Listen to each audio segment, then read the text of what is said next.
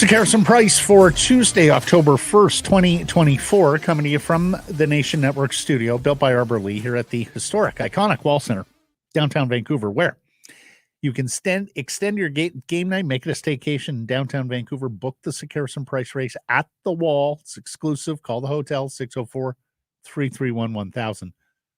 Tell them Comparison price sent you. Some blackout date supply based on availability. Matt Sakaris with Blake Price. Four-time Juno Award winner Mike Rogerson hitting switches, conducting things. And thank you to Irf Gafar for sitting in for me on Friday. Mm-hmm. Good time on Friday. Oh, was it? Yeah, it was. Okay. A refreshing change. Okay. Missed you too. Did you have a good time? Well, I mean, it's it was dour it's Memorial and PG, right. So yeah, it was lovely. Nice words spoken. That's good. Well, a big show is the roster is coming into view here for the Vancouver Canucks circa 24-25, or at least the opening night roster. We'll start with our poll question. Will Aatu Räty make the team? Very simple. Yes or no. You can vote. Sakaris and Price are X and YouTube channels. And Mike, why don't we bring up the graphic immediately here, because the Vancouver Canucks in the last hour here have made some cuts to the preseason roster. Phil DiGiuseppe sent down already, and he had been quiet in preseason. We know Coach Tockett's affinity for him, but alas, Phil DiGiuseppe did not do enough to make it to the final cut. So he's on waivers alongside goaltender Jiri Patera, defenseman Christian Wolanin, who played pretty well last night, and Nate Smith, who scored a goal last night. No real surprises there other than PDG is gone this early. Fair? Yeah. Here's the one galaxy brain idea here. Like, you might be in the market for a fourth line player if you're another NHL team. Do you get rid of PDG while he is quiet so you can sneak him in? Because you want this guy as an available call-up. I think the Canucks do want PDG for the season. I don't think they're trying to get him claimed on waivers. Maybe they see this just the perfect time. But if we play him on Friday, he plays kind of well, we're not going to get him through, because somebody who wants a fourth-line player, dependable veteran, maybe they pick him up. It's an easy, if they can get him down, they get him down. Then he's available to them whenever they need him down the road. Yeah, that's fair. I don't think he's getting claimed based on the preseason he's had to date. Mm-hmm. Then the guys who can go straight to Abbotsford, who do not require waivers.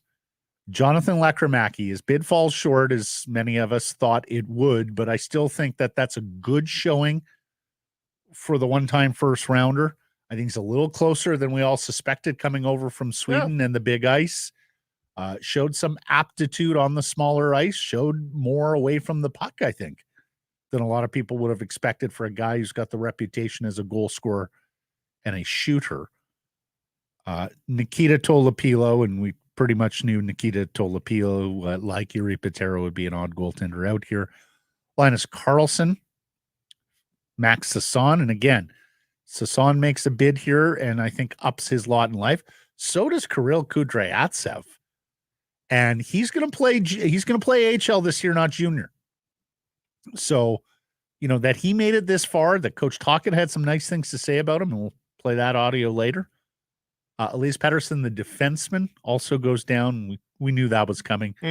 Along with Ty Mueller, Christian Felton, we knew that was coming. Cole McWard, who, of course, has played games for the Vancouver Canucks, also sent down. I really wish Kudryavtsev was a right shot. That would be perfect for the Vancouver Canucks. But the fact that he's showing any sort of promise, the fact that we've got like a couple of defensemen to keep our eye on with the Abbotsford Canucks this year, in both Elias Pettersson and Kirill Kudryavtsev, to watch their development this season is going to be very interesting. Don't need them this year. You let them stew. You let them develop this year.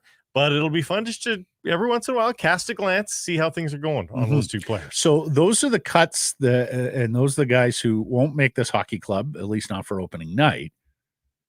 Nils Åman and Arshdeep Bains remain. Bains scores a goal last night. More on that in a second. Akita Hirose still remains, as does Mark Friedman. And you wonder about Friedman in terms of, will they keep 8 defensemen? But that's if they're keeping 23. You're going to want to hear JPat a little later. The Hirose one, I cannot explain.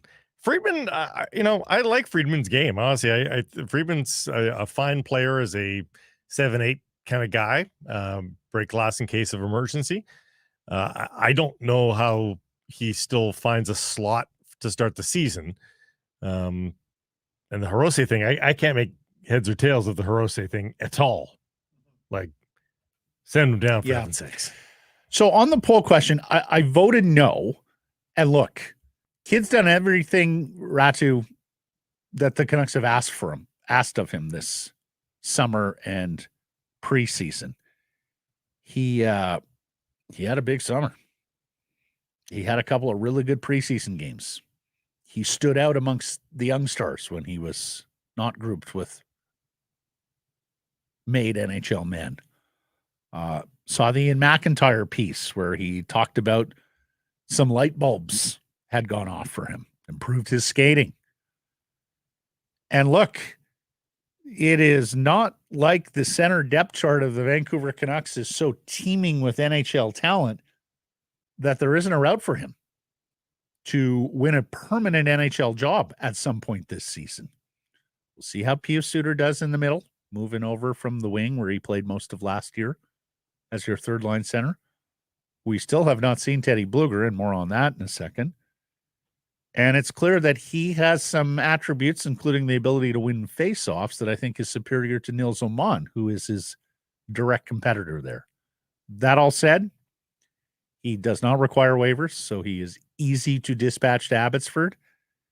And our buddy JC is wondering whether the difference in salary between Räty and others might make the difference. It is, tens of thousands of dollars, but who knows when you get there, right down to it. Exactly. Not to mention the fact that perhaps they don't keep 23 to start the season, the way they slice up the cap, particularly if they want to stay out of LTIR and accrue cap space as the season went along. So I voted no. I would like to be wrong on that. I think it'd be a good story for the Canucks, for their fans, for Räty, and I am still a big believer in meritocracy. And when a young player shows you that they can play at the NHL level or is at least deserving of an NHL look, I think it's important to get them that NHL look. I suspect this NHL look is going to come at some point after the season opens. I'll say yes, and I'll remind people, Nils Åman is 24 years of age. The Canucks have quote-unquote prospects that are his age at least. Max Sasson is 24 years of age. Ty Glover's 24 years of age. Linus Karlsson's 24 years of age. We don't speak about them as guys who've got their spot and never to be, wrestled away from them. Nils Åman is just 24. So he's in the same category as Aatu Räty. Has he played more NHL games? He's played more NHL games, but only barely. And Räty just brings more to the table than Nils Åman. So I think on that, they're going to give it to him. I think they're going to say you can play in a couple of different roles. You've got the chance to be more offensively minded, and you're better in the faceoff circle. You're more useful to us. You made the team. I think it's going to happen for Räty. Åman on Twitter here says PDG on waivers means Räty might start on the fourth line. Åman is the 13th forward. Again, could I see that? Yeah. Do I think that's likely? Probably not. In part because they may not keep 23, but he may be a victim of salary cap implications as much as anything else. Let's get to our top story, brought to you by Yellow Dog Brewing, Neighborhood Brewing, Yellow Dog Spirits, and Foolish Winery. Still no JT Miller or Teddy Bluger in preseason. One chance left Friday at home against the Edmonton Oilers in the preseason finale. This has typically been the dress rehearsal for the start of the regular season for the Canucks. That is October 9th, so a week from tomorrow at home against the Calgary Flames. As we know, JT Miller has been billed. He was a poster boy for the first preseason game at Rogers Arena, did not play in that one.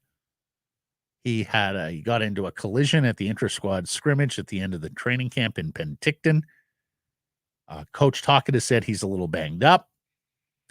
And now Coach has said he will play on Friday. Let's take a listen. He'll be in Friday. Just kept him out for some, we wanted to work some stuff. He wanted to work some stuff on the ice. Felt it was better. He's came in, I think he was our second best shaped guy. And there's just, we have some other people vying for the job. So that's kind of my reasoning. Frank Seravalli has done some reporting on this. He joins us here immediately after this segment. Bottom line, there is precaution. I will reiterate, Blake, what I said at the start of preseason and after Miller was scratched from that first home preseason game. I do not care if Räty made NHL stars. So that's Miller, that's Paterson, that's Hughes, who's only played once. That's Besser. Miss all the preseason games but one. As far as I'm concerned, if they get into one semi-competitive situation before the season starts, that's enough. We are seeing load management as a thing now across many sports. Sports science is educating us on all this. You're playing 82 regular season games, plus you hope 20-some postseason games. So if you're not going to write that check forever, though, right? Well, if you're just being super cautious with Miller and others, I've got zero problem with that. Well, it depends on the player. If you got Phil Kessel on your team or somebody like that, yeah, you're going to want to get that guy into more than one game. The fact that JT Miller shows up and he's second in the team in fitness, that gives them the leash to do something like this. I'm still of the mind, and it's purely guesswork at this point, he got a little dinged. Hurt his shoulder or something. It's not preventing him from practicing, clearly. He's still out there, but they probably just got scared straight at that and thought, you know what? He's a little bit sore after that.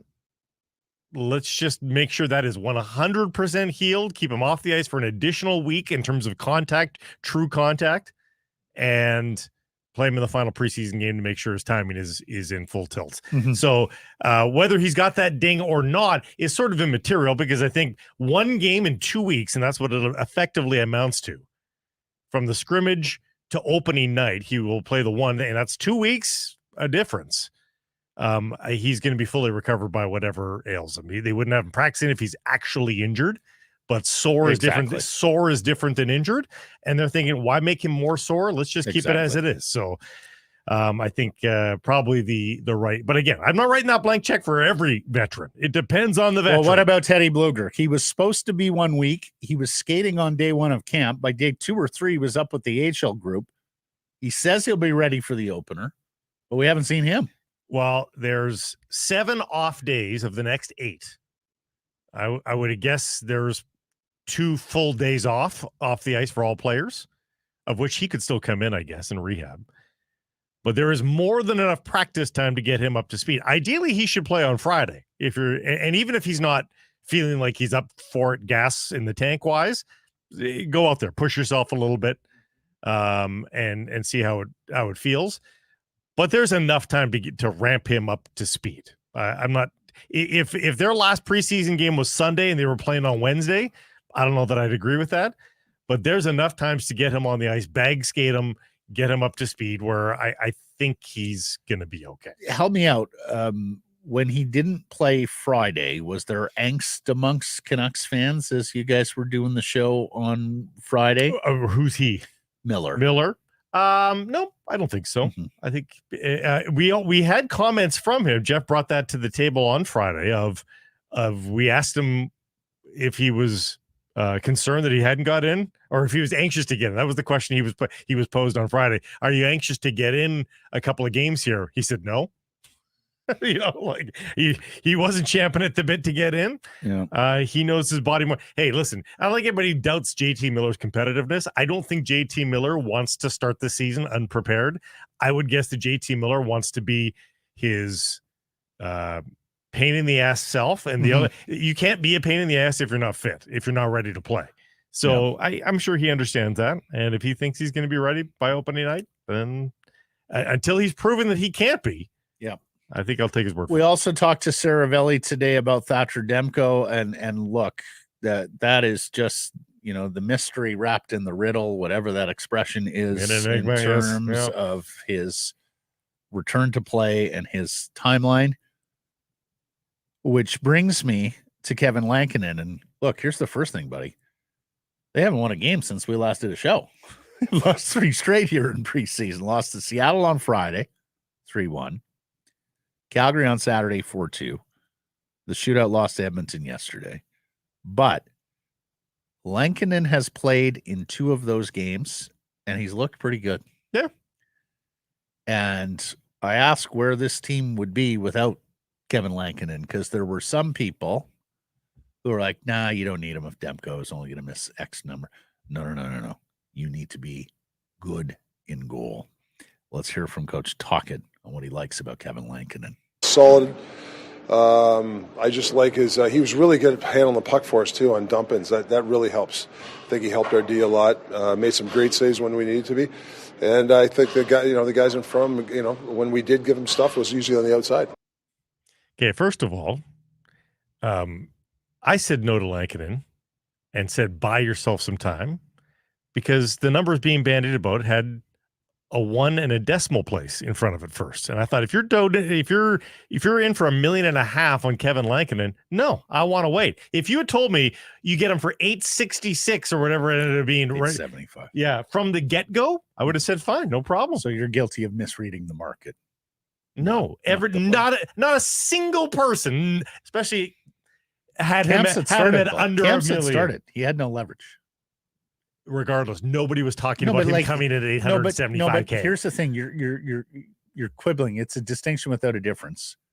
You needed to secure the crease. You don't. That was clear. You didn't. Yes, you did. Jiri Patera would be your freaking backup a week from tomorrow. Right. Come on, of course you did. But Matt, if it lasts a week and a half, then you're okay. No, but you don't know how long it's going to last. Right. So you use time as an educator. And as we discussed, it doesn't even matter how long it's going to last off the start of the season, because Thatcher Demko looks like he's got him quite a road to hoe here, with a checkered injury history, and one that you have to be prepared for as a management group. We'll see. I ask again, where would they be without Kevin Lankinen right now? I think you'd be really nervous about the start of this season. You'd have the same record instead that you have now. Bona fide NHL goaltender has come in, looked good in 2 preseason games, and I think you can breathe a little easier, the entirety of the team. Hey, it's better to have more goaltending than to have less. Of course. But let's refrain from the back padding for now, because he's played 0 games for the Vancouver Canucks. And until those start to roll in as victories, it's done nothing for the Vancouver. And I'm not predicting doom and gloom. I would guess he's a capable NHL goaltender. Well, he is. He's proven to be a capable NHL goalie. Yes. And that's what was lacking beyond Artur Shilov's prior to his signing. So, yeah, and we'll see how they divide Patera and Tolopilo down in the AHL. And, of course, then they have an even bigger decision when Thatcher Demko comes back in terms of which one of those 2 is going to lose out starts or Shilovs, because I would suspect that Shilovs goes down to Abby because he's waiver exempt and plays the lion's share of games down there with Lankinen as Demko's backup. But we shall see. I mean, who knows? Got a lot of uncertainty about Demko, and as Blake points out, yes, Lankinen still has to prove himself in NHL games with the Vancouver Canucks. And I've got Kevin Woodley's voice ringing in my ear in terms of certain goaltenders are better with certain styles of play, and we'll see how the Canucks style of play meshes with Kevin Lankinen. You heard from Coach there. He loves the way he handles the puck and helps the breakout. Arshdeep Bains from Surrey is still here, and he scored a power play goal last night. And I think that was pretty hungry. Yeah, too. that was I think he knew, this could be the last dress rehearsal I get here to make the roster. Let's hear from Bains. It was a good power play. It was kind of talked about it before. If the back door's open, and Woody made a good play, and I was ready for him, and it kind of drew that one up. So it was perfect that it went in. He was ready for it, and it's an important point he makes when coaches on, and Corrado has told us this many times. Coach gets on the whiteboard at practice, designing the play, or in a timeout on the bench, right? And he's frantically scribbling one foot on the dasher. Here's what we're going to do on the faceoff. And as Frank has told us before, like 90% of the time, it doesn't go to plan, right? The spontaneous bounces of a frozen rubber disc get in the way from being able to actually diagram a play that goes according to plan, like you see in football, basketball, and other sports. So when they do diagram a play and it does go exactly as they draw it up, as a young player, you better be ready. You better do your part, because that's the sort of stuff that'll get you knocked down a peg in coaches' books. We drew it up. It's exactly what we wanted. It's right on his tape, and he doesn't finish. He finished. So good on Arshdeep. I think more what he's going to remember, Rick Tocchet, too, though, is late third period. I believe the shift in overtime, too, that he got. And, hey, you're not trying to forecheck and defend so much in 3-on-3. The object is to win the game. But, my goodness, did he frustrate the Oilers trying to get out of their own end with the tenacious forecheck, the never-say-die attitude. Yep. That's going to win him more ice time than the scoring of the goal, because that's the situation he's going to find himself in more often than not. Well, yeah, he's not going to. Yeah, he's not going to play power play in the National Hockey League, but it was still a good example that he is coachable, that he is following along, and that he does what is asked of him or of that position when put in the role. And also that he is not devoid of all offensive talent, which is, what we talked about, is that if you're going to be a fourth line player, you have to be contributing, which is my problem with Nils Amott. And look, he had all those opportunities in this NHL debut against Colorado, right? And wasn't able to finish. There were fewer opportunities thereafter. So the ability to finish, show you can chip in and contribute, it's going to be important for Bains. He's been a former high-scoring junior, so we should tie up our top story today, by the way. Neighborhoods brought back the Oktoberfest Fest beer. This German-style fest beer is rich in malts and balanced with German noble hops, perfect for those Oktoberfest days. Available in the tasting room and in select locations across BC. Kirill Kudryavtsev is another young player who has made an impression here over the last month with the Vancouver Canucks. Now, he is a part of the Canucks cuts today, but I think it's a feather in his cap that he lasted this long. It would have been really easy to take a player of this stature and cut them some time ago. I think it's also particularly noteworthy that he's being assigned to Abbotsford and not going back as an overage junior. He's 20 years old. He has played 3 years in the Ontario Hockey League with the Sault Ste. Marie Greyhounds. As we know, points don't really tell the story with Kudryavtsev. It is other things, including the breakout. Here's Coach Tocchet, who was effusive in his praise for the Russian defenseman. Yeah, Kirill, he can break the puck out of our heat, that kid. I can't pronounce his last name. You got to help me out. But, yeah, it's good. But I'm really impressed with him. Paterson, the same thing back there, not afraid to make a play under pressure. I thought the whole D. I thought whole D did a nice job of breaking up. It was a low-scoring game with Draisaitl and McDavid in the lineup. I mean, it had the makings of a disaster, potentially, because that was not a veteran-laden lineup for the Canucks. They barely make the quota criteria for a preseason game, and there was a lot of guys that could have been caught in the crosshairs of Draisaitl and McDavid, and they didn't. They played pretty well. They weren't outshot by a ton. They weren't outplayed by a ton. Getting a good breakout is a big part of it, and for Paterson and Kudryavtsev to get that call out by the coach, that bodes well for them. Let me ask this. Jeff is in the YouTube chat asking, which cuts today do you think are most likely to be claimed? And he thinks Patera and Willanen are at risk. I like Willanen a lot. I think Willanen's a decent veteran, but you've got other guys now. He's not critical. But do you think another team looks at it and goes, Christian Willanen can play some games for us on the left side of defense, as well as being one of our top guys on our AHL team, run a power play and all of that?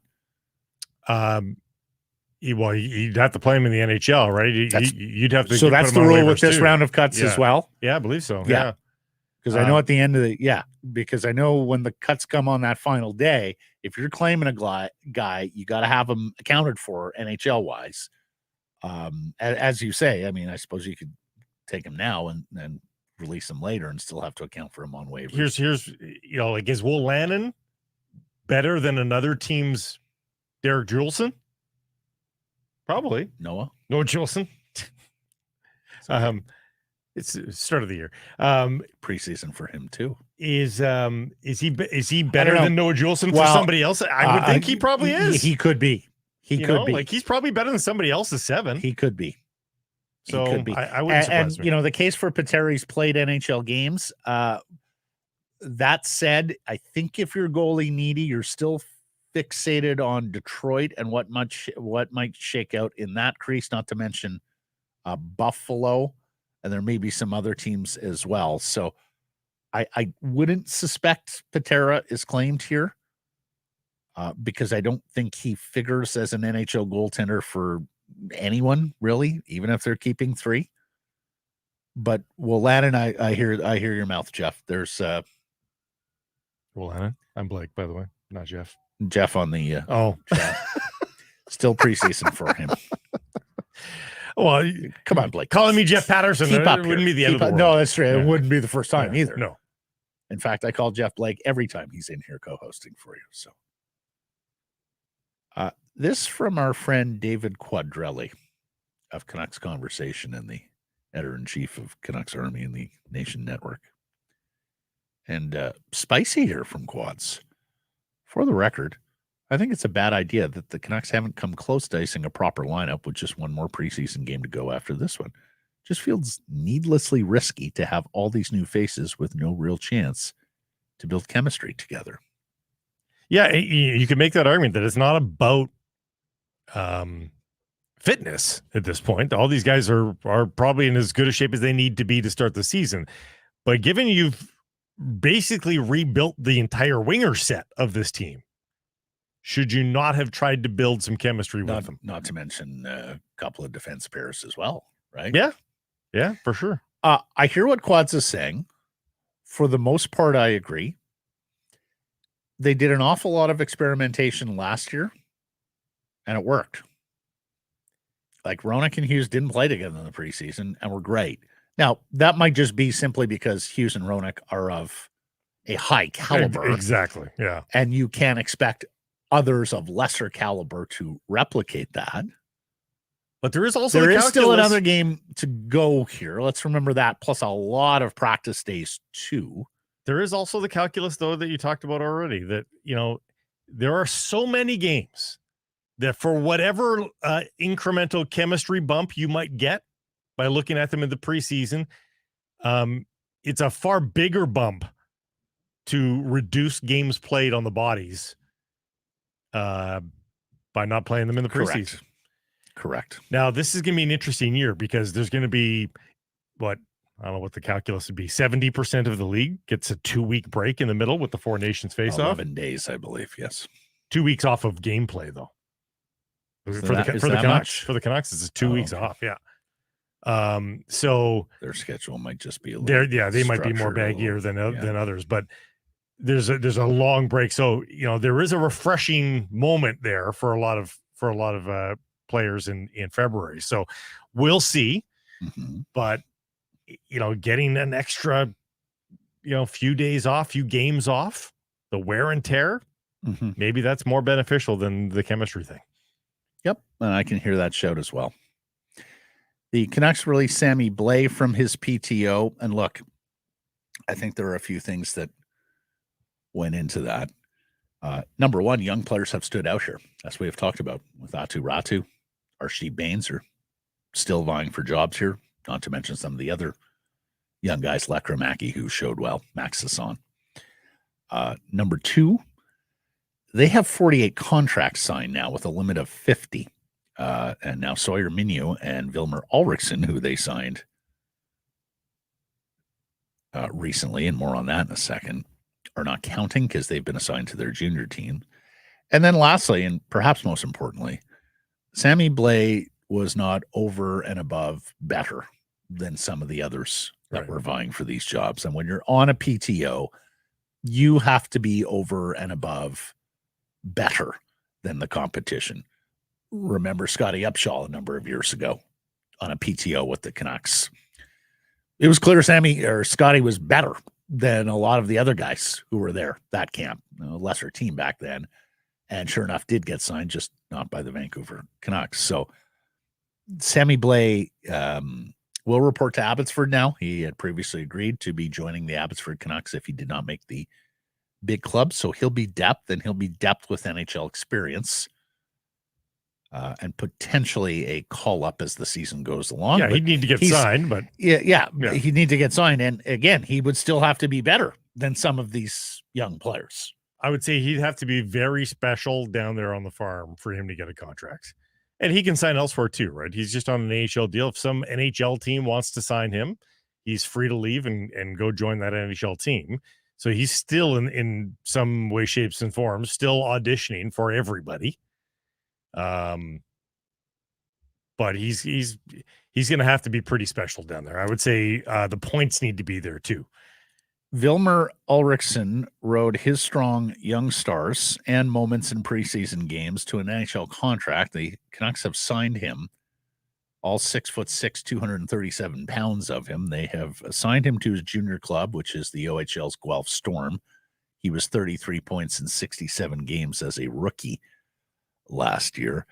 He is also, and we have said this before about the Swedish World Junior team, be prepared for some Canucks content on that club. Tom Wielander is almost guaranteed to make that club, the first rounder of a couple of years ago, playing his sophomore season at Boston University. I think Vilmer Ulrichsen is making a bid for that team. And let's face it, if you can put a 6'6", 240-pound winger out there at a World Junior, that is going to catch some attention, right? Yep.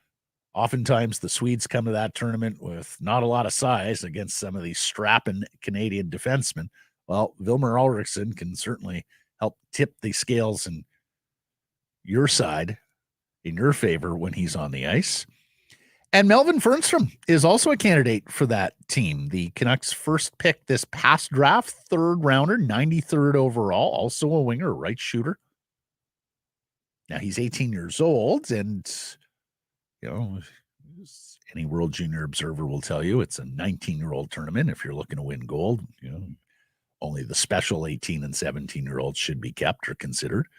So he might be a little bit more of a dark horse, but he was at the World Junior Showcase camp this past summer for Sweden. So he's had a nice start in the SHL. Yeah, a goal and an assist in 3 games. You could be looking at 3 different Canucks prospects on the Swedish World Junior team this coming December in our nation's capital. So we'll look for that. Yeah, it's not a surprise. It is the Vancouver Canucks after all. If they're not contributing 3 members to the World Junior team, there's something wrong. And on the Canadian side, you're looking for Sawyer Minio there as well. So we mentioned they've lost 3 games since we last spoke to you and did a show. The 4-2 loss to Calgary. Here's the other reason, Blake, why I'm more inclined to keep Räty. Nils Åman was 4 of 17 on draws that night against Calgary. 1-4, lost 13. And this has been the case at the NHL level as well. Åman was better against Edmonton. He was 50%. But Räty was a face-off guy. And then the loss to Seattle on Friday. Kudryavtsev, Minio stood out there, as did Bains and Sasson. Lankinen settled in. So Elias Pettersson played the penalty kill. Saw Jeff tweet if that was just a message to EP to PD to dig in a little. He had been very quiet in preseason games. I'll stand by what I said at the outset of all of this. Again, if NHL stars, superstars, all-stars, like Miller, like Patterson, like Hughes, like Best, if they look quiet in preseason games, I do not give a single solitary.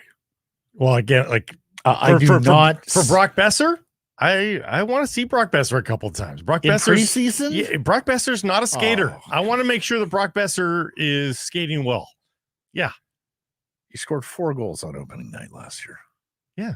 And did he play a preseason game? Yeah. Well, Speed's not his game. I want to see him skating. well, what about Petey? Yeah, I want to see him a couple of times too, to be quite honest. Really? Yeah. Boy, you're harsh. Quinn Hughes and JT Miller. Are you like this with the kids? Are you like this with the groups you coach? Well, you earn trust. You earn what you get. I don't think Quinn Hughes and JT Miller need to prove anything to anybody. But I don't think that can be said to you forever. think Besser and Pedersen need to prove something in preseason? I think they need to make sure that they do everything they can to hit the ground running with the level of intensity and fitness Okay, that is required of them. but the ground is not beneath their feet until next Wednesday. Yeah. Can we agree on that? Yeah. Okay. Yeah. So then you don't need to see anything in preseason. You just need to see it next Wednesday.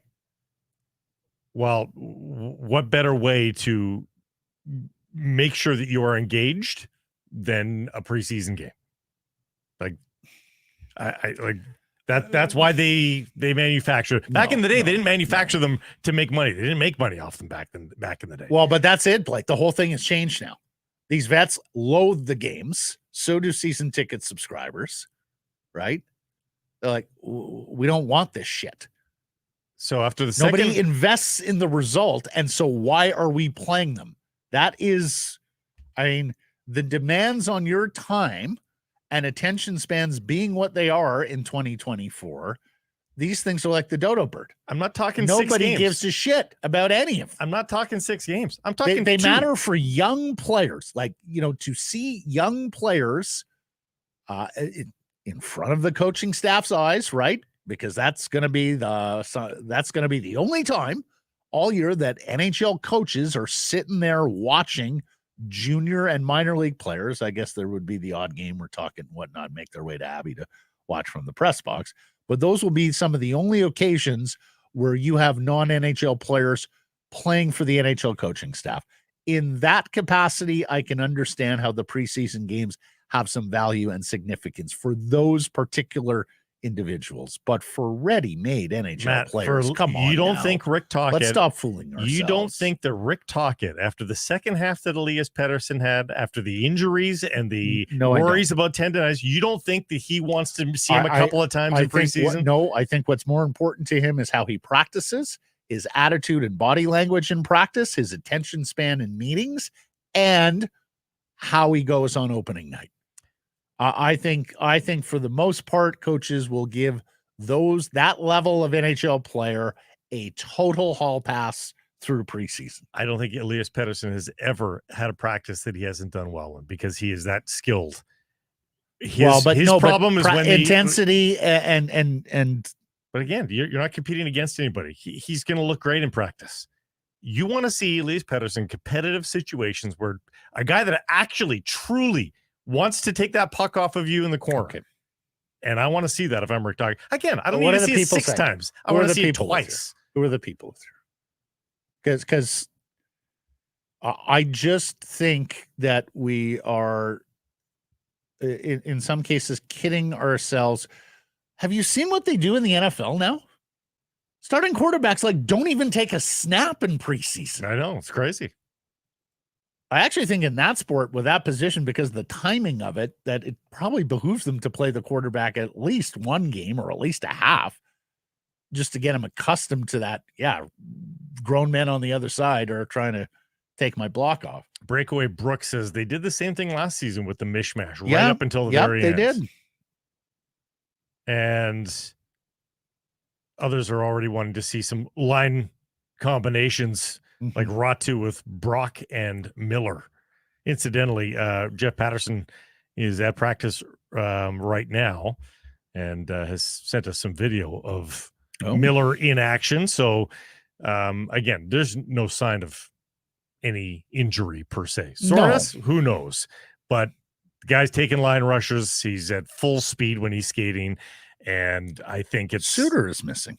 A great sign for JT Miller for Friday and for the opener that he is ready to roll. Pius Suter is missing from practice. It's interesting.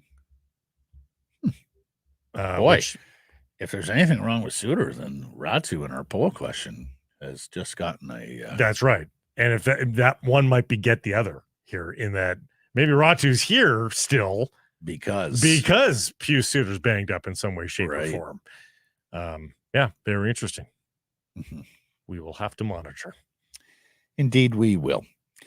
Let's get to today's menu. It is brought to you by Räty. Hockey season right around the corner, but before it gets going, hey, there are baseball games on right now. You can spend the full day watching baseball. Football, getting down to brass tacks up here north of the border. Soccer, getting down to brass tacks in the North American League. And once hockey season does get going, Räty, great spot for all the games, home and away. We'll be there for Canucks Army viewing parties throughout the season, including October 19th. Join us October 19th at Räty Bar. Minutes from the arena. You can stop by before, after the game. The street food menu, the smash burger is absolutely delicious. And, of course, the games in the arcade. I am going to get me some Donkey Kong action next time I'm at Räty. I told you that this summer I found myself on a BC ferry playing Donkey Kong with an audience. It was quite a rush. I'm not the king of Kong. But good documentary. I passed it. It was. It was. I actually passed a couple of levels. I was very, very pleased with myself. Did you know when the fine folks over in Japan were developing Nintendo and the game, whatever you call the flagship game for it, they went through a whole bunch of characters, didn't like any of them, and then thought, what about the protagonist from Donkey Kong? And they're like, yeah, that kind of works. What are we going to call him? And one of the developers said, he looks Italian. Let's call him Mario. And a legend was born. A legend born. Weekly drink specials at Räty as well. 50 West Cordova. Räty Bar, let the games begin. Frank Seravalli going to join us today, insider from Daily Faceoff, Frankly Speaking podcast. I was talking to him yesterday. Frank's going to join us on Fridays this season again. Not this Friday. So instead, he's going today. And we were texting yesterday. I was like, by the way, like Miller and Bluger, it's getting curious here. And so Frank's gone off and done some reporting on that, as well what he knows about Thatcher Demko, reducing the preseason. And there's an NHL Board of Governors meeting this week. Also tells you what he thinks about this Canucks team on paper as the season begins. Reminder, last year, Seravalli was out on a thin limb. The Vancouver Canucks are going to be not only a playoff team, but a good team. He was right. And then JPat's going to join as well as we talk about all the particulars, roster machinations for the club and what's to come Friday in the final preseason game. Bet365 bets of the day. The segment brought to you by Bet365, proud partner of Sekeres and Price. Delighted to have Bet365 again this year. I'm looking at the soccer match tomorrow at BC Place. Cascadia Derby, Caps and Sounders, they are right there, side by each in the Western Conference standings. So this is a big one. Both teams have played a lot of soccer here lately. And Blake, do you hear me? I suspect you might see some mistakes and some goals because of that. So I think the over 2.5 goals here at minus 134, even though that's a lot of juice to pay, I still think that's a wise bet. And I also think a draw is good value at plus 250. So give me the over and the draw. Caps and Sounders Wednesday at BC Place, even if the Caps want or need more than just that. I'll go to soccer too. This time it's Lille versus Real Madrid. This after is that our boy Dave? Did you see our boy David on the weekend? Left foot, right foot header, the perfect hat trick for Jonathan David. He's on a heater. Hat trick for Jonathan David. I just want him against Real Madrid. I'll require simply one.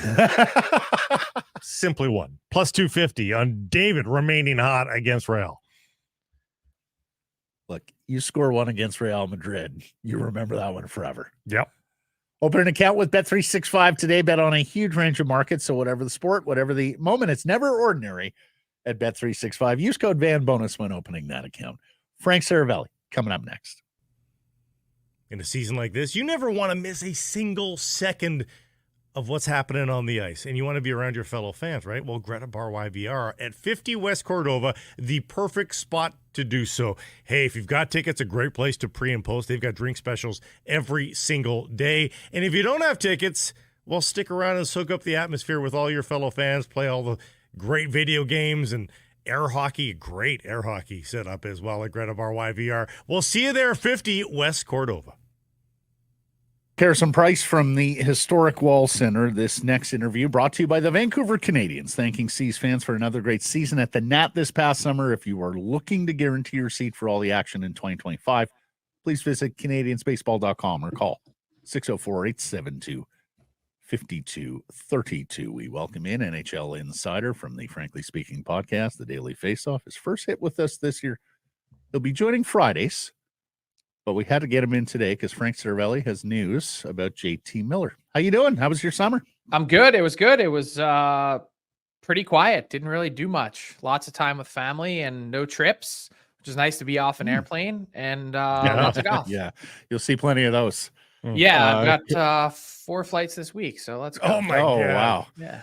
So, first things first, JT Miller, he was billed as playing in the first home exhibition game. He didn't play. Coach Tocchet said he was a little banged up. He hasn't played since. He's got 1 preseason game left to play, and Coach Tocchet did say he will play in it. What do you know? What's up with JT? Yeah, so a lot of this has been pure precaution. When I asked around about JT Miller yesterday, the answer I got was, did you see what happened to Drew Doughty and Patrick Laine? And totally understand from a Canucks perspective why they'd feel that way, especially if that collision sort of, dinged him a little bit, that it's like, hey, let's take all the time we need to make sure that this guy is fully healthy and ready to hit the ground running next week when the season starts. These games are utterly meaningless. It's an absolute farce that the schedule is as long as it is in the preseason with training camp, that I think really everyone's just kind of holding their breath trying to get to the finish line. Yeah, you mentioned the collision. The collision was in that scrimmage, that intra-squad scrimmage in Penticton before they left camp. Frank, we've already reduced the preseason somewhat. Season ticket subscribers hate it. Well, they have here, Matt. There's still teams with 8 games. Yeah. Okay. Season ticket subscribers hate them, right? Because they're there's a lot of teams in the U.S. that actually stopped charging their season ticket holders. Wow. They say, we know how much you hate it. We're listening. We're going to charge you for 41 games instead of 45. And anyone who wants to buy single game preseason tickets, be our guest. Do you see a world where the NHL reduces the number of preseason games across the league? I'd be shocked if they don't do that in 2026, the first year of the new CBA. It is a CBA bargained issue. There's still hockey-related revenue that's attached to it. I'm actually going to the NHL's Board of Governors meeting today in New York, where it will undoubtedly be a topic of conversation, but I'd expect that to be the league's response, that they're not going to change it with 1 year left on the CBA. There's also no way they don't add regular season games in reaction to that. Isn't that true? That's going to be the trade, I would imagine, is, hey, we'll cut the preseason in half if you give us 2 additional regular season games to make it 84. Yeah, absolutely. Which we want. I think we should have more, or less, not more. I think we all do, Frank. Yeah. An ideal NHL world to me is like 60 to 65 games. Mm-hmm. Yeah. No, everybody, it's kind of like Olympic participation. Everyone but the governors is lined up on one side of the ledger, but it's the guys with the gold who make the rules. Bluger, he was supposed to be a week away. He was skating like day 1 of camp. He was with the AHL group day 2, day 3 of camp, and yet we haven't seen him either. Have you picked up anything on Teddy? Yeah, so a little bit less clear than JT Miller, which I mentioned pure precautionary. I think the progress has been steady for Bluger on his way back.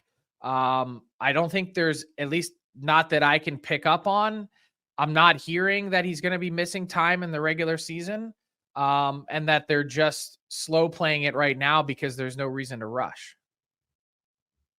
Have you heard of Atu Ratu? Have you seen the bid he's making for a roster spot here? It has been quite impressive, I'll say that. And still, I know that I've had a couple years to grasp it. I'm still struggling on the pronunciation. I know it's counterintuitive. It's counterintuitive. Spelled sure. Räty, pronounced But Räty. strapping center, and it was still up for grabs as to whether or not he could play center. But he's seemingly doing okay right now in the preseason. So we'll see what the Canucks decide there. Overall, I see people have differing prognostications on the Vancouver Canucks. You were so bullish on the Canucks a year ago. You were out there on an island, really, saying this is a good team. Where are you this year, sir? After all the changes that they've been forced to make, and hey, some of them impressive, some of them eyebrow raising to some degree. If you look at the blue line, where do you think they line up? I mean, they set a high bar at 109 points. I think most people say they'll take the under on that, but the question is by how much? That is the question. I mean, I do see a regression coming. I still think this is a good team. I think this is a firm playoff team. I think this is a 100-point team. But will they regress by 4 points, 8 points, 9 points, whatever that ends up being? There's a lot that went right for this team last year. They started hot. They never really hit a pothole. Anytime they had a little minor bump, they found a way to right the ship. They competed like bastards. They were, for the most part, got career seasons from a bunch of their top producers, from Miller, who we already touched on, to Quinn Hughes, winning the Norris. Thatcher Demko played at a Vezina level when he was in net. I mean, there really wasn't a gaping hole that this team had. And then they went out and strengthened it, right? They were aggressive and they continued to tinker, and they made a bunch of really impressive trades that positioned this team for success to go take a shot and be a postseason team. But with that comes some tough decisions to make on the other end of it. And I think maybe the untold story so far of the Canucks offseason is just kind of how things might have looked so entirely different than they do right now. What if you landed a Jake Gensel that you were so deep in on, for instance? Like, there's a lot to still be excited about. I think the big question, though, that Canucks fans want answered is this team going to be better than last year? I'm not seeing it. I don't know how they take a step forward. And whether it was last year or this year, there's still the Edmonton Oilers in your way. The goaltending is going to be a big question. Well, let me was it a matter of not being able to get the elite finisher in Gensel and then just saying, heck it, let's flood the position with volume and see if we can develop some cream rising to the top there at wing?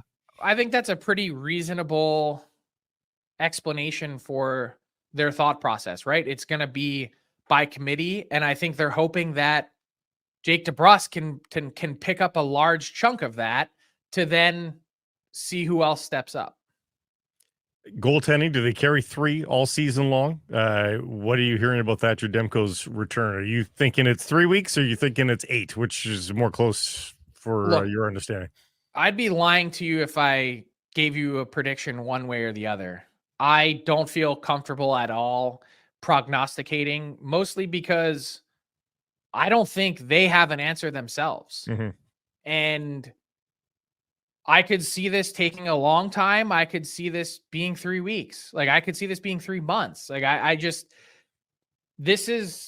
we've talked about how unusual this injury is. We talked about this in May, how unusual this injury was.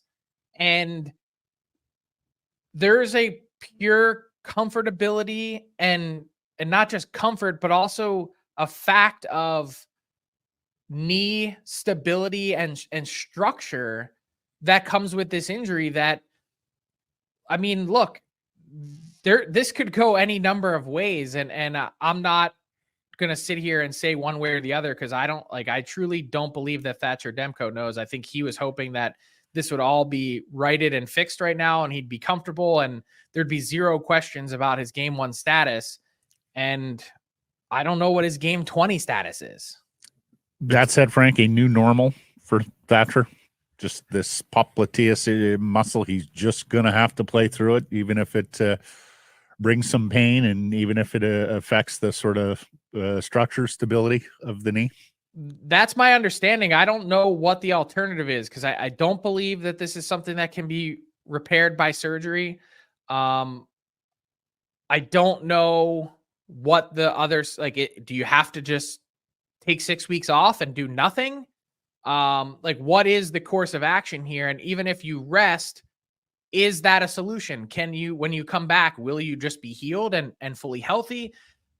There's so much of this that's unknown that that I think is the scariest part. Is this is the backbone of your team, and can they survive with Artur Shilovs and Kevin Lankinen for the meantime? Of course they can. They got to Game 7 of round 2, getting there mostly on the back of Shilovs, who was the number 3.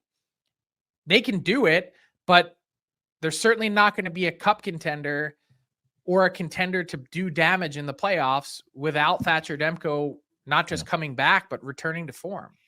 What did you make of the Lankinen signing? I think it was smart. I mean, they picked a guy off the scrap heap that was holding out, I think, for better, saw an opportunity and an opening with Demko and his uncertainty, and is willing to run with it as far as the Canucks will possibly let him. That I think is the healthiest form of competition that you could possibly have on a team. The question is, and it's a good problem to have if you're the Canucks, given all that I just said, what happens when Thatcher Demko is back and healthy?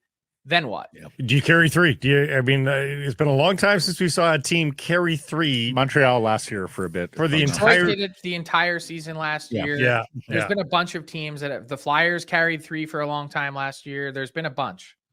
So do it. Is that your like? Would your no, that's not my. I don't know, because No? I don't think it's healthy. Right. I don't think it's healthy for your goalies and the workload that's required.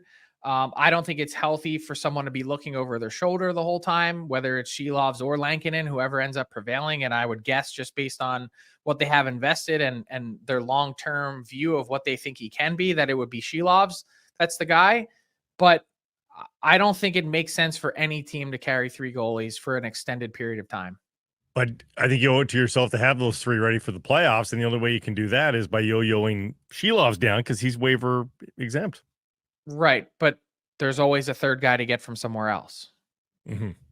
I guess so. No, I don't like 3 goalies either. I mean, there's only 2 nets in practice, right? So right off the bat, you got a math problem with the 3 goaltenders. Frank, how do you feel about this defense with Zadorov out and Forbort and Desharnais in? Well, it's certainly not as good. They retain some size with Desharnais. Look, Zadorov, and go back to my comments in May and June, like, I was pretty consistent the whole time saying that I think you get in trouble if you pay Nikita Zadorov, what he's looking for. That said, he gave that team such a shot in the arm last year, and it's not just some of the big goals that he scored in the playoffs. Like, you could really tell how much Rick Tocchet liked having him around and how much he depended on that size. For me, it's a toss-up between Forbort and Josh Brown as to which defenseman was the more perplexing signing of the summer. I understand organizational depth, but Forbort was a healthy scratch for a huge chunk of last season and didn't really feel like a guy that they trusted. So why does he end up getting 1.5? I mean, again, we're quibbling over the very last sort of spot on the team and whether it's 500,000 either way, probably not absolutely life-changing, but on a team where I would think that every dollar counts, it's still at least a worthy kind of one-time discussion point. So yeah, the defense is solid. I would say that on the whole, the Canucks have a top 10 defense core in the league, but it's skewed heavily by their number 1. For sure. I searched Daily Faceoff. I couldn't find it. Maybe it's there, but and the reason I ask is really early for a trade targets list. But for a team like the Vancouver Canucks, who might look for a Nikita Zadorov sooner rather than later, are there a couple of players rattling around the league where you think it's going to take, 4 losses in a row for that team before they start shopping that guy? Are those sorts of storylines sort of presenting themselves just yet? It's a little premature. It's Yeah. funny because I saw some of those trade targets pop up in the NBA in the last couple of days. I'm going, wow, they're just opening their camp today. But then we saw a Karl Anthony Towns trade, and it's like, okay, maybe that's not crazy. Yeah. There's a few names. They're all lowercase right now that have any sort of bubbling or percolation to them, like a Nick Robertson, for instance, in Toronto. I think it's going to take time. Like if you want to go back down the well with Calgary, they've got Erasmus Anderson that they're probably at some point this season going to have to make a decision on. So it's not today, it's not tomorrow, but it's sometime between December and March 7 when the trade deadline is. Would Jeremy Swayman be on a trade board right now, Frank, after the extraordinary events in Boston yesterday, where Cam Neely says he's got 64 million reasons to be here as a RFA, and his agent saying the number 64 million has not been presented to us. We need to take a few days and discuss this matter. Really ominous stuff hanging over the Bruins crease. What do you know about Swayman? Where's this going to wind up? Look, there's a lot flying back and forth between these two parties. I have some personal thoughts on, I think it was a huge tactical error for the Boston Bruins to sort of take this public and sort of show how rattled they are. This is a team that's really not used to being pushed. If you think back to, Brad Marchand, probably the most underpaid player in the league, is certainly in the top 5. Pasternak was severely underpaid for a while, is probably still underpaid at this current deal that he's on. Bergeron never broke the bank. They're not used to this. So they cracked, and that's okay. That said, they also have made significant movement, is my understanding. I think the Bruins were looking at something like $6.5 million a year earlier this summer in June. And I'm told that the offer was not 64 million, but was 8 times 7.8, which is 62.4 million. Maybe Cam Neely just got a little hyperbolic and had a little rounding error, but that's okay. I mean, no one said that Cam Neely, pride of BC, was a strong math student. But from the Swayman perspective, you just sit back now. You've got the leverage. The team's flustered. That probably tacked on a few extra $1 million that they're going to have to sort of apologize and give back. And you just wait, because this 62.4, I believe the Swayman camp asked for 8 times 8.5, which is 68. You're $5.6 million apart. My assumption is, if you're looking at this logically from a negotiating perspective, this is a gap that's bridgeable, $700,000 a year, that cooler heads will prevail and you'll find a way to get a deal done sooner rather than later. Who's the biggest impediment? Especially when your alternative is your Eunice Corpusalo. Yeah, right? So is that who's the biggest? You understand why Cam Neely then was a little bit flustered, if that's the guy you got to put in net? Well, who's the biggest impediment here? Sweeney, Neely, or Jacobs? Does it go all the way to the top? No, I think it's Cam Neely. He's combustible. Yep. Watch him put the ISO cam on him during a playoff game in the suite. Like he's chucking things. And I think it's a reminder for a lot of teams. One, as much as I enjoy this as an insider, one, there's no need to negotiate in public. And two, it's really helpful as a team to have one voice that speaks for you. And I think that's incredibly important and a big reason why, for the most part, Jim Rutherford is kind of taking a back seat in Van, saying less. And the face of the team right now, at least from the front office perspective, I would argue isn't even Patrick Allvin. It's Rick Tocchet. It's true. Well, it'll be interesting in Boston, because this is an organization that has had the stones to trade, good young players in the past. Think back to Seguin, think back to Thornton. And as Frank outlines, they have been a frugal organization over the year with the salary structure. So going to be interesting. But not frugal and like that's the thing is here's the other part. There's two things from the Bruins perspective that if I were sitting in Cam Neely's chair that I would have pointed out. Hey guys, we spend all $88 million available to us every single year. If you want, we can throw all 23 of you in a room and have you chop up the $88 million the way you want to, because either way, it doesn't really matter to us. We're spending the same no matter what. So you guys decide what's fair. And if not, if that's not what you want to do, because we know players would run from that, really the Bruins messed up by not taking Swayman to arbitration. They did. And not by a means of actually going through the arbitration process, but by setting a deadline to force and produce a deal. 100% right. Arbitration. 100% right. We referenced that a few weeks ago, Frank. These teams are now so chilled in terms of, in Swayman's case, allowing him to pick the term coming out of arbitration, because he would have had that choice and he would have been able to pick a 2-year term and walk himself to unrestricted free agency. But they're also chilled about having to sit down and criticize an important player and explain all his warts to him, to his face, in the arbitration hearing. And, you know, he already did that. He already went through arbitration and he elected it and he decided that he didn't like it. So if you want to get a deal done, set an arbitration date and force him to avoid it. Yep. You're quite right. I mean, the hell of a contract is there. I mean, now some would say that's rich, and I would potentially agree. Yeah, because the sample size of his good years, absolutely. Yeah, and 2 Vezina trophies that Connor Hellebuck has in his trophy case. Yep, that's fair. Yep. Nope. He's trying to reset the goalie market, but Shesterkin might reset the goalie market. That's right. Now and then, and that might change everything and really decrease the Bruins' leverage. My guess is that the Bruins' leverage was significantly decreased with Cam Neely opening his mouth on Monday. We'll see. I would agree with that. That's fair. And no one here is going to shed a tear over that. Frank, first of many this year. Thanks, buddy. Catch up next Friday. See you guys. The Vancouver Canadians are back at the net. Catch fireworks, giveaways, and Friday nooners all spring and summer long. Get your tickets at CanadiansBaseball.com.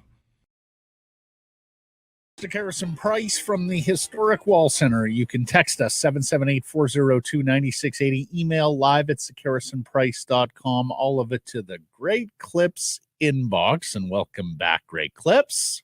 It's going to be great. It is. It is. Love the Great Clips is back. And actually due for a haircut. I'm going to hit up my regular Great Clips later this week. Okay. Get you ready next text. I love that Ali Ahmed joined the supporters in the March to the Match Saturday with the Voyageurs Cup. Very nice touch there for the Canadian International to get with the supporters and celebrate the terrific victory that the Caps had over TFC last Wednesday in the Canadian Championship.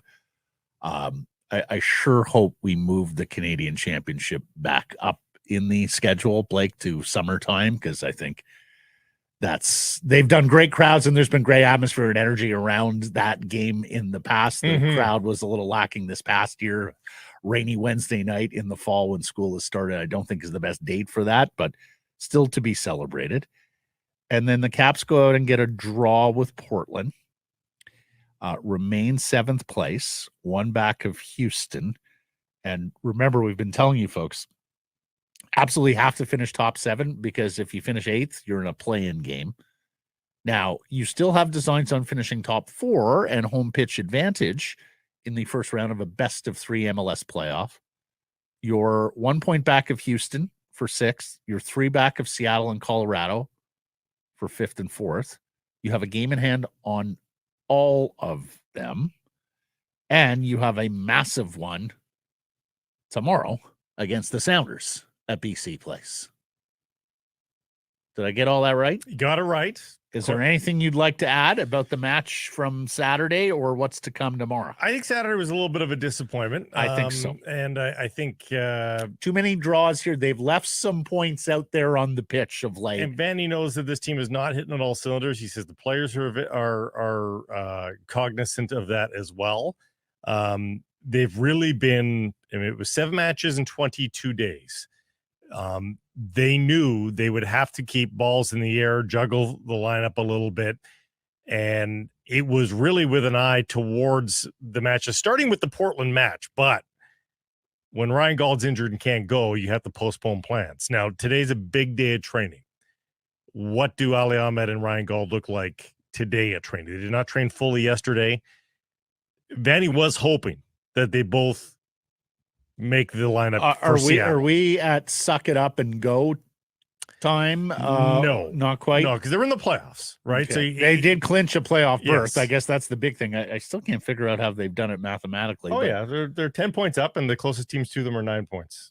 Or sorry, they're 10 points up, Okay. and Yeah. Well, but let's remember, when they say playoff, they mean 8th or 9th as well. Play in. yes, They don't mean 7th. That's right. And their goal is still to fully be in the fourth. But if playoffs. remember, they still got that game in hand. They win their game in hand, they are tied for fourth. So they have to just keep the pedal to the metal. With 5 games left, he said, if we win all 5, we're second. If we win all 4, we're third. If we win 3, it's dicey. It's 4th or 5th. So they still can win 4 of the 5, and and of course, all these games at home except for decision day. That's So right. So we'll see. They're Also, still in good stead, but it's time now to get the full 3 points and not be leaving points on the pitch. also interesting in training today is Stuart Armstrong in the training starting 11. They do some exercises at the end of training on match day -1. They give you a pretty good sneak peek as to what the starting 11 will be. Is Stuart Armstrong going to be in that group? He won't, even if he did start, he'd probably just play the first half. But it would be nice to see what this Whitecaps team looks like out of the gate with Stuart Armstrong rather than having him come off the bench. A dumbfounding loss by the British Columbia Lions Friday at BC Oh my Play. gosh. 16-0 halftime lead evaporates. They lose 32-29 to Hamilton. A loss that drops them to 3rd place in the West, a half game behind the Saskatchewan Roughriders for the home playoff date. They could now actually be eliminated from first place contention in the West by kickoff Friday, because Winnipeg plays in Hamilton before the Lions kick off Friday at home against the Calgary Stampeders. So a Winnipeg win there would preclude BC from achieving best record in the West and hosting the West Division final, because Winnipeg holds the tiebreaker against the Leos. Worse yet, a loss could move BC 1.5 games behind Saskatchewan, because Saskatchewan has a tie. Riders 7-7-1, Lions 7-8, which would mean that the showdown in Regina a couple of weeks from now, they would need even more results on top of that to get into second place and host the West Division semifinal. And look, a loss Friday against the Stampeders is still no good, even with the Saskatchewan loss, because that puts Edmonton 1 game behind the Lions, and the Elks hold the tiebreaker there, Blake. There is a world where they could miss the playoffs if this continues, and who would have thought that at 5-1? So this is must win Friday against the Calgary Stampeders. They got back at training or at practice yesterday, the Lions did. And Let's just ask the question. Let's ask the question. Should Vernon Adams start? no, not yet. Why? But Vernon Adams, because Nathan Rourke is your future at quarterback. Right. And so that's the danger here. You're making a decision on winning a 1 game this week on, man, he's the highest paid player in the league. So the MVP of the first 6 weeks of the season can't get in. No, I hear you. Well, put it this way, short leash. I mean, I would do everything to win this game, including putting Adams in early if you think Rourke is struggling. We're like 4 or 5 games into his return. Matt, there were some throws he's just got to make. Like, no, like no, it's no doubt. Hasn't receivers played a lot of reaching football back. for the last year and a half, Blake, and that is showing up. Yeah. Not to mention they're not great in pass protection. And now they return to practice. Katoy, McInnes, both not practicing with ankle injuries. Katoy just continuing to play through the end of that game on one leg. Yeah. Packer, the offensive lineman, also no practice. And then Perryman, Renee, and Roberts.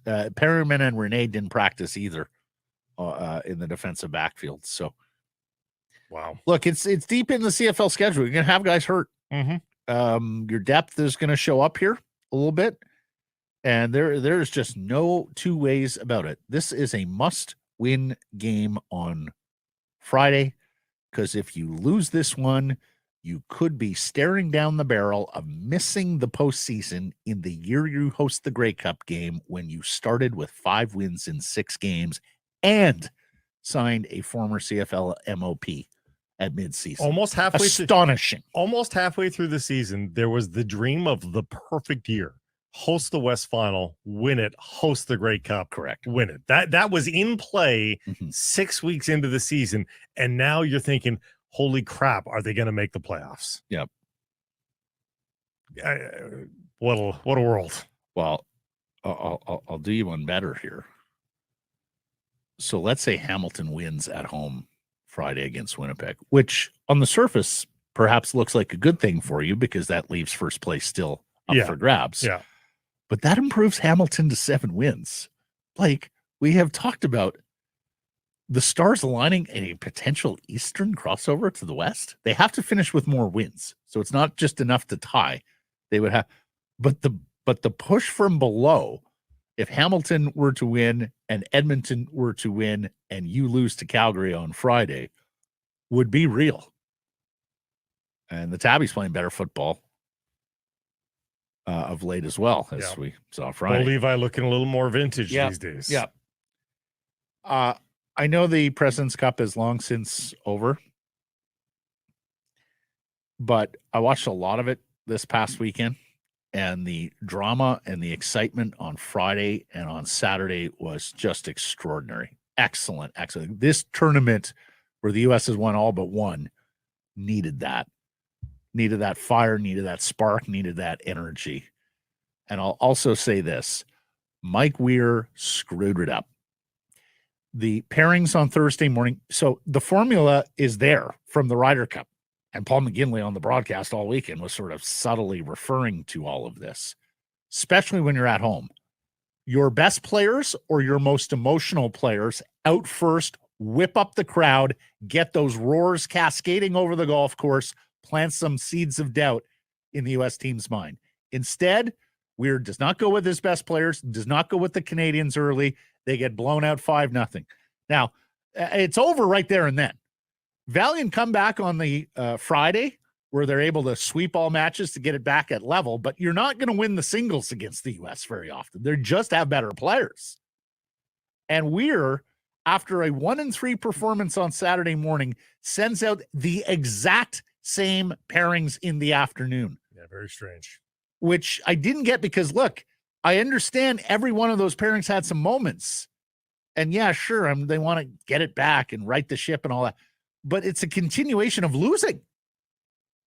And then come Sunday, Minwoo Lee and Jason Day looked completely off. Because they hadn't played in 48 that's hours. It. And Minwoo Lee had fire and energy. He could have been a guy for you Saturday afternoon. How about Jason Day with Adam Scott? Adam Scott for years now has been asked to be the dad in partnerships at the President's Cup. This is probably his last one. You asked him to come back and play 36 holes on Saturday. You didn't even knock him down the lineup at all to give him even more minutes or hours rest. Would Day with his fellow Aussie Scott not have been a pairing on Saturday afternoon? Anyways, there were just a number of tactical things that I think Mike Weir missed as a first-time President's Cup captain, which is too bad, because this was gettable for the internationals. This could have been a lot closer than it wound up being. Matt, I watched and I enjoyed team golf. I was going to say, like, the tournament was so, well, that was the other thing. Thursday, Tom Kim and everyone's talking about, the crowd is quiet. Maybe it's just the polite, reserved nature of Canadians, but like by Friday they got it. Like, no, you're allowed to be partisan here. You're allowed to whip up a frenzy for your guys. Apparently the numbers were double too on Friday from Thursday. It was a great scene from Royal Montreal. I mean, this guy hates team golf, and he was watching. It almost makes you think, like, should they go back to Canada more often? Should Canada be like a permanent rota for the President's Cup if it gives you that sort of atmosphere? Yeah. Now, a lot of teams and constituencies, a lot of players and sure. constituencies, like you do want to go to Australia. Yeah. The one place the internationals have won is Royal Melbourne. Golf is getting so big in Korea and so many Korean players. It'd be a shame if you're not going back to Korea. Of course, Japan with Matsuyama, South Africa has typically put a lot of players on this team. But you owe it to them. But ultimately, if the atmosphere, and it is a TV show, that's right. If it's just better in Canada, yep. Like you don't do it for the niceties. You do it. No, you do it to sell. Exactly. And you need to sell. No, but the event had a little juice this year for the first time in a long time. Poll question results from Friday. What is the top point threshold JT Miller crosses this season? 70, 80, 90, 100, the people said? They said 90. Yes, 48.4% said 90. 29.8% said 100. 18.6% said 80. Only 3.3% said 70. So people still expecting point per game out of him. Yeah. Scott, if Petey gets his game on track and his line clicks, it will take a shitload of pressure off the other lines. Miller won't face the top D all of the time. If that happens, Miller breaks 100. Calvin says 88 points. And Tonic says 85 to 95. If Miller and Beathard can get better wingers than Suter, then I don't see why he couldn't almost repeat. I hear you. Errors and omissions from Friday's program and beyond Thursday's Friday program. Did you have any on Friday with Irf? Let me guess. Perfect show. Did Mike note any errors or omissions from Friday's program? Always perfect. You got to be on your toes with them, Mike. From Thursday, PJ called him Lekaramaki. We were going with Lekramaki now. Mm-hmm. And I was searching for the name of the HBO reality series show that we did in the build-up to Winter Classics. You may remember Bruce Boudreau's Road to the Winter Classic. 24/7. Road to the Winter Classic. Okay, yes. But 24/7 was the reality series they rolled out on a number of sports. Thanks for joining us, everybody. Appreciate you taking some time and connecting with us. Please do subscribe to all our assorted channels, YouTube, and wherever you get your podcasts. Follow on social. That's Twitter, Insta, Facebook, TikTok, YouTube. We are live, many of those platforms, 11:30 a.m. Pacific time. And please do support the community sponsors you hear us telling you about. Keep it local. Harrison Price from the historic Wall Center. And back again this season, and we're delighted to see it. RinkWide Vancouver with Jeff Paterson and Irf Gaffar. They had their first show yesterday after a 3-2 preseason shootout loss to the Edmonton Oilers. Welcome back, RinkWide and Jeff Paterson. How are you? I'm all right. I mean, they say it's like riding a bike. The chain needed a little bit of lubrication, and I think probably maybe a pedal replacement. I don't know that the wheels were fully round, but that's what preseason's for. It wasn't the greatest game either. So let's be honest. We did with it what we could. We'll do it again on Friday, and then we will be ready to go on October 9th, and we'll see if the Canucks are as well once they start playing for keeps. But it was just good to be back in that post-game environment again. Yeah, well, remember, if you need air in those tires, you're asking for Roberto Luongo, not Tim Thomas, and I'm glad y'all didn't fall off. Are you back again on Friday after the preseason? Yeah. Okay. When it comes to overtime, the wheels actually just came right off of everything because that was amongst the most pure. I don't know if you saw Ariel, who's now contributing on Canucks Army, put the Benny Hill theme to that one sequence there with 30 seconds left. I mean, that was the preseasonist game that's ever preseasoned, including the lineup. Just the last dish. Like, what does Rick Tocchet get out of that other than a few miles under the skates of Kiefer Sherwood, do you think?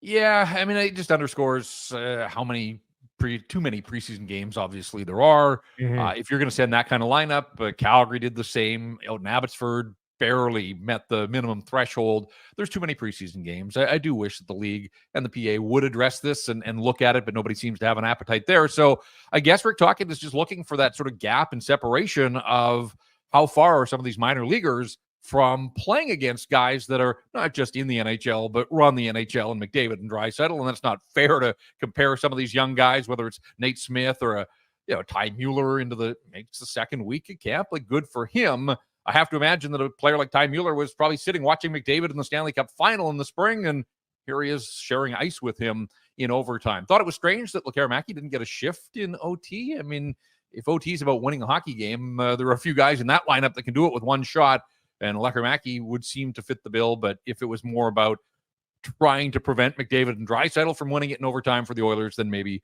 Tocchet had his reasons for trying to find a little bit more experience. But yeah, it's hard to draw a lot in the way of conclusions from that game. But credit to the young Canucks that stepped up and showed up. And I think Kevin Lankinen was pretty solid. Draisaitl had a nice chance. So when it was 2-2 with about 5 minutes to go, coming in off the left wing. And obviously Draisaitl beat Lankinen in shootout. Draisaitl looked like he just wanted to get out of there. He was done. I loved that. I still don't know. He wasn't the only one. I still don't know why people don't do that more often. Like Brian Ralston, it took me back a ways. If you can shoot the puck like that, catch the goalie, hey, the element of surprise, why not? But yeah, I mean, it wasn't a great hockey game. And in terms of evaluation, we'll see what the coaching staff got out of it. 3 and 4 nights, 5 and 7. I don't think the schedule did the Canucks a lot of favors in terms of evaluating. Like, the coaches had to fly on game day on all those road games in terms of, a chance to catch their breath, evaluate, watch film. There really hasn't been much time here over the weekend. Sunday was a full team day off for the Vancouver Canucks, and now you've got this gap before Friday's preseason finale. So, if I'm writing it up or drawing it up, I don't know that 5 and 7 is ideal for anybody in the preseason, and probably not for Max Sasson, who has played all 5. He's the only guy that has been made to run the gauntlet here. And I think it showed last night. Didn't have his best stuff. He's had better outings in the preseason. And, even a guy like Räty, so much focus on him, so much excitement around him. He's had 2 really good preseason games, and I think 2 sort of middling games. And last night, the underlying numbers were brutal. And he was on the ice for 1 goal. He was in the penalty box for the other, lost more faceoffs than he won. So even though there's this buzz around him, we have to be honest, and I think it's fair to look at his game in a critical lens. And last night was not his best stuff, not by a long shot. So let's ask you the poll question, Jeff. What do you think? Does he make the team? There's a number of factors at play here. One is what he's done, and I think he has done an awful lot to make it right down to the final cuts to make it difficult for the coaching staff here. But I think you have to remember, guys, if the Canucks are true to their word about not wanting to go into LTIR, we may all have to be prepared for them to start the season with 21 guys on the roster. Like, I do think that there are some cap gymnastics at play here where they start with 2 home games. They could start the season well under the roster limit, and that's going to impact those guys that are right there on the bubble. So let's see where things go on that front. The other is what's happening around him. I will say this, that it has been remarkably quiet around Pius Suter here through camp and his 3 preseason outings. Now, it's never loud around Pius Suter. I get that. But I think I went to Canucks camp figuring he was going to start the season as 3C. He has had a really quiet preseason. He scored an empty netter in the first game against Seattle. He has been absolutely crushed in the faceoff circle. And if you're going to be a center and a natural center, that's part of the job description. And it has not gone well for Pius Suter to this point. Teddy Bluger's whereabouts, he's back skating and has, by all accounts, been cleared for contact, but he hasn't played a game yet. So, he said last week and the one time that I talked to him that he had no doubt he'd be ready for opening night. One thing to be ready for opening night, another to be in game form and ready to, get up to full speed here when everybody else has had a camp and a preseason. And I'm just not convinced that Teddy Bluger long-term is the answer as a third-line center. I know he had a nice run there with Dakota Joshua and Connor Garland. Well, Joshua's not here right now, so that third line is going to take on a different look. And so saying all of that, I think there are question marks around the incumbents, and maybe the door is open for Räty. We talked about this last week, Blake. Like, he profiles as what you'd like in a third-line center, a bigger body, a guy that can win you some faceoffs, is showing this ability to flip the stick and win them on the right side. So it's intriguing at the very least. I'm going to vote no on the poll question, though. I think when push comes to shove, he's going to be the first call-up, and he's had a nice run through camp of the preseason. I just don't know that he's done enough. But in saying that, like, you think of that hole at 3C, and people are wondering, like, where can the Vancouver Canucks get better this year? How are they going to get better? It feels right now, like when you think about Elias Lindholm, and I know the regular season wasn't great after the trade, but damn, he was good in the playoffs. He was good at 5-on-5. He was good on the penalty kill. He scored a big overtime goal in Nashville, won them key faceoffs, a right shot guy. That's a big hole for the Vancouver Canucks to fill. And right now, even if Räty is the best of the bunch, he's not filling the skates of playoff Elias Lindholm. Yeah, and look, it could be absolutely silent around Suter. I think he's going to start as the 3C. You know, to me, the question is, has Räty done enough to leapfrog Oman as either a fourth line center or your first reserve if Teddy Bluger is able to come back? Basically, same question on Lekkerimäki, Jeff, as the clock struck midnight there. Yeah, I think so. And, you know, if you just look at the roster that they sent to Edmonton, basically a last chance for a lot of guys. They left most of the veterans and the guys that are going to be in the opening lineup behind. Somebody had to go and play, so they had to round out their roster that way. But the fact that they sent Lekkerimäki, I kind of read that, and I know Tocchet has implored us not to read into things, but that's all we really can do a week out from the start of the regular season. Lekkerimäki looked pretty good. I think he has, you know, measured up in the way that a lot of people wanted him to. It's not a knock or a slight on the player if he has to go down and start the season in Abbotsford. Go down, learn the North American game, continue to adjust to the smaller rink, time and space, all those things, and be ready and force the issue here. Like, do things down in the minors that just leave no doubt that this organization has to give you an opportunity back in the National Hockey League at some point this season. But yeah, to start the year, I am anticipating that Jonathan Lekkerimäki will not make the Vancouver Canucks out of camp and will be assigned to Abbotsford. Kirill Kudryavtsev will not make the Canucks either, but that was probably his last foot forward for the Vancouver Canucks right now. Again, it's just progression, development of a player that you don't really expect development out of because of where he's drafted. That's just good news for the Vancouver Canucks. Yeah, the coach likes him. Coach doesn't know his last name exactly, but he'll learn. We'll all learn. And it's not easy to spell as I type it out. I keep missing a letter here or a letter there. But bottom line is, this guy's a 7th-round draft pick. Mm-hmm. Like, he has covered a lot of ground from draft day to now, where the coach is talking about and raving about his breakouts and just how easily he's able to get the puck out of his zone. You know, there are a lot of people around this hockey club that think this guy will play NHL games sooner rather than later. And I know Murph had the stat on the broadcast last night that only 2 7th-rounders have ever played for only 2 of their own 7th-rounders have played for the Vancouver Canucks. So doesn't happen often. But Kirill Kudryavtsev certainly looks the part. And I remember him from summer development camps where a guy would make a play and you'd think, oh, who's that? And you'd look at your roster and, it's Kudryavtsev.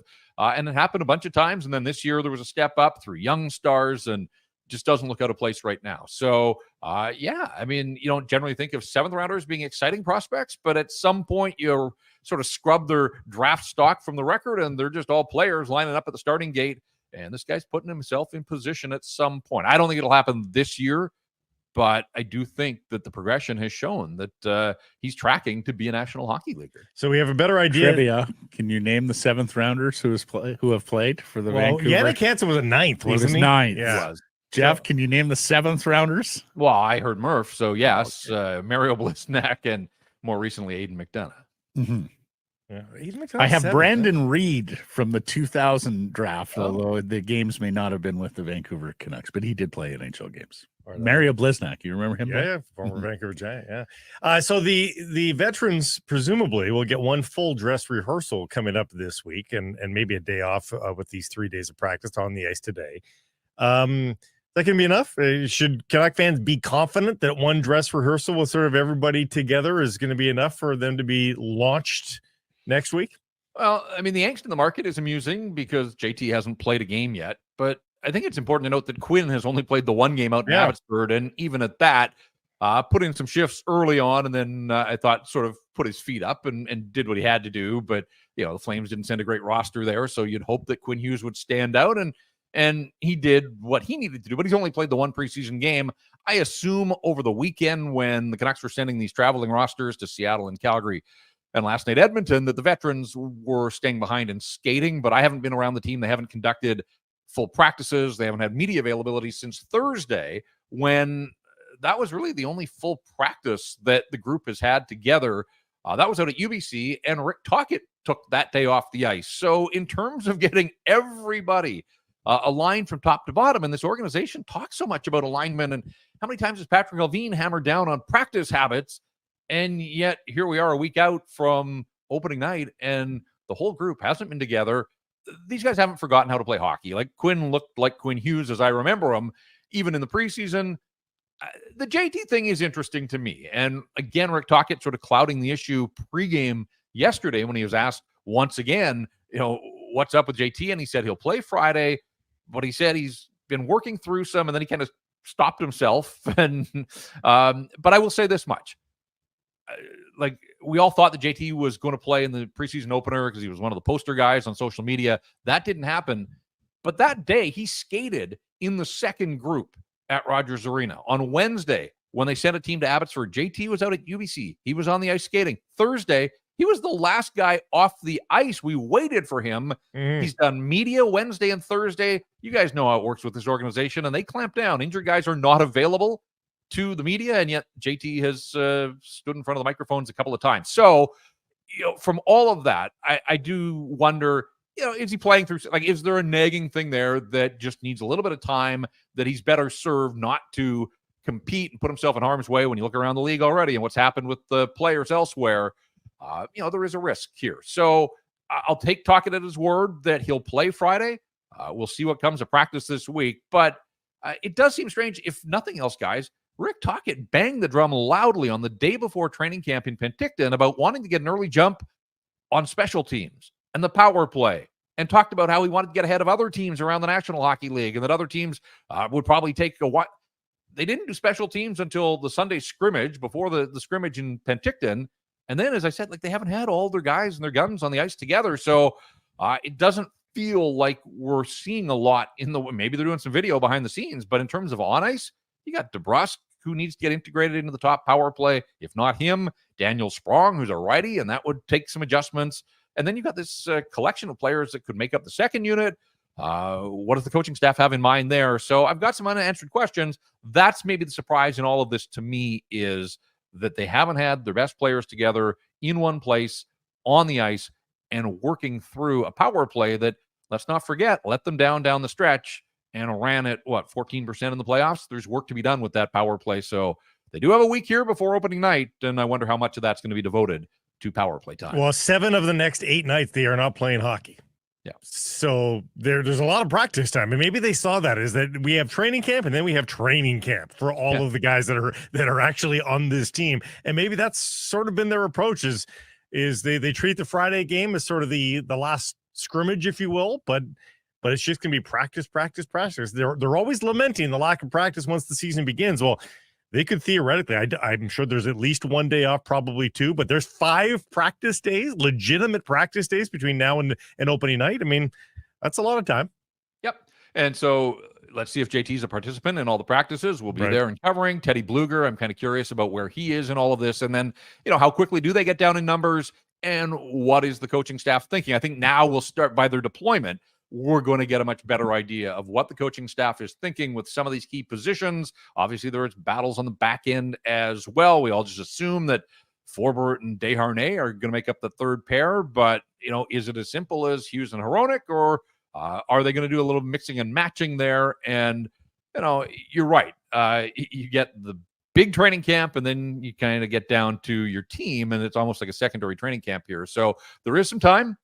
Canucks don't generally waste time, like Tocchet's guy that, puts the work in to have a practice plan here. So I can't imagine that many stones were left unturned, and I am interested to see what does this next week look like. The other thing, too, is really when the season gets going, like, no back-to-backs until the middle of November. So there is days between every game, and there are some gaps there. So that practice, early season practice that the coaches value so much, they're going to get plenty of that as well, even after opening night against the Flames. I have found a lot more 7th round picks, incidentally, who have played games. Oh, all right. For the Vancouver Canucks. We're going to forget about Doug Lidster. Played 666 games for the Canucks. They must be talking in a modern 7-round I guess draft. I'm going to guess that Murph had some sort of year requirement on that it wasn't all time. It was just since a Since the 7th-round draft. Yes. Yeah. Well, or since maybe since it's gone back down to 7 rounds. Marvelous stuff, Jeff. We will catch up later this week. Thank you. All right, guys. Enjoy the rest of the week. Hey, everybody. If you're enjoying what you're seeing here, then follow along with Sekeres and Price on YouTube. I promise more content coming. The kids call it subscribe on YouTube. Well, how about liking it? Do that as well. Smash it right now.